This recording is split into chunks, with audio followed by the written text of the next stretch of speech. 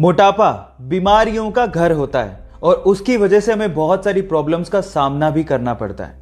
लेकिन गाइस, मैं आपको आपकी जानकारी के लिए बता दूं कि जो लोग स्लो ईटर्स होते हैं, मतलब जो खाने को धीरे धीरे चबा के इत्मीनान से खाते हैं, उनके मोटे होने की संभावना काफी कम होती है। लेकिन मोटे लोगों के साथ ऐसा नहीं होता है।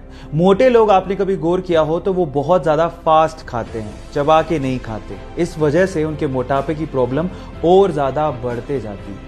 इसका मतलब क्या हुआ? इसका मतलब यह है कि अगर आप अपने मोटापे की प्रॉब्लम से परेशान हैं और उसे कम करना चाहते हैं तो आप अपने खाने को इत्मीनान से धीरे धीरे चबा के खाएं। आपने कहावत तो सुनी होगी, 32 बार चबा के खाना, जिससे आपका जो खाना होता है वो अच्छे से क्रश हो जाता है। और ये करने से, इस हैबिट को अपनाने से आप अपने मोटापे को कंट्रोल कर सकते हैं। ये इंटरेस्टिंग फैक्ट जान के आपको कैसा लगा, चैट सेक्शन में लिखना मत भूलिएगा। गाइस, क्या आपको पता है कि भूटान इको फ्रेंडली कंट्री होने के साथ साथ पूरी ही दुनिया की इकलौती कार्बन नेगेटिव कंट्री भी है। पर सवाल यह है कि आखिर कार्बन नेगेटिव कंट्री होती क्या है? डोंट वरी, मैं आपको बताता हूं। इसका मतलब यह है कि भूटान जितनी CO2 प्रोड्यूस करता है उससे कहीं गुना ज्यादा वहां के फॉरेस्ट CO2 को एब्जॉर्ब कर लेते हैं, जो कि हमारे एनवायरमेंट के लिए बहुत अच्छी बात है। पर यह सब पॉसिबल हो पाया है वहां के लोगों की सोच की वजह से। जैसे कि सन 2016 में भूटान की महारानी ने एक राजकुमार को जन्म दिया और बजाय बड़ी सी पार्टी देने के वहां के राज परिवार ने 1,08,000 ट्रीज को भूटान में प्लांट किया। कितनी अच्छी सोच है ये। आपका इसके बारे में क्या विचार है? चैट सेक्शन में लिखना मत भूलिएगा।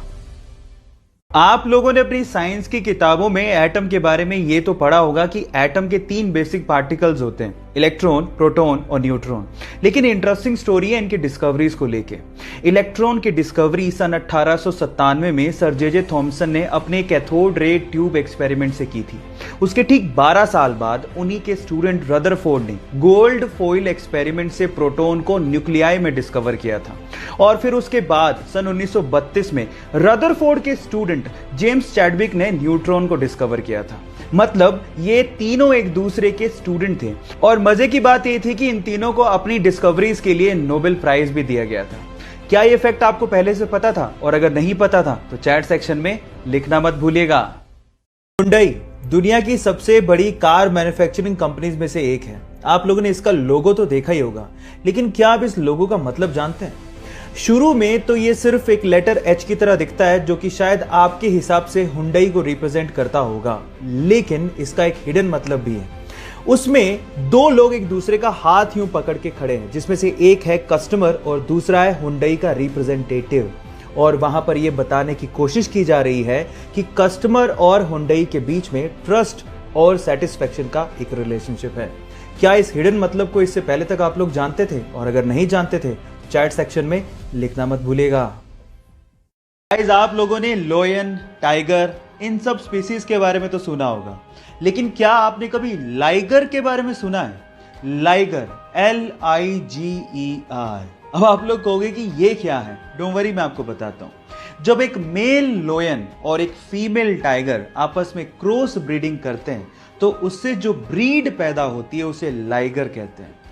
शेर की दहाड़ और चीते की चाल जब आपस में मिक्स होगी तो आप लोग अंदाजा लगा सकते हो कि वो ब्रीड कैसी होगी। टाइगर तो जानते होगे, अब आप लाइगर के बारे में भी जानते हो। ऐसे ही इंटरेस्टिंग वीडियोस के लिए मुझे फॉलो करना मत भूलिएगा। मिलते हैं अगले वीडियो में। Thank you.